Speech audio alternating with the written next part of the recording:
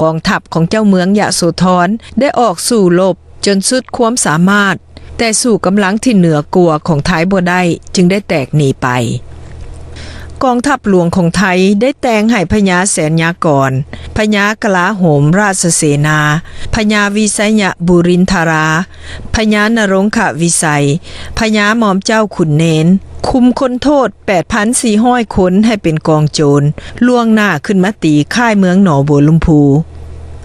ส่วนอีก5กองทัพได้โหมกำลังกันเข้ามาตีค่ายของพญานารินแม่ทัพใหญ่ของลาวที่หนองบัวลำพูกองทัพหลวงของไทยได้ยกกำลังเข้าตีค่ายของพญานารินในวันอังคารออกหมาย6 ค่ำเดือน6กงกับวันที่1เดือนพฤษภา1827พญานารินได้ทำการต่อสู้อย่างองอาจกล้าหาญ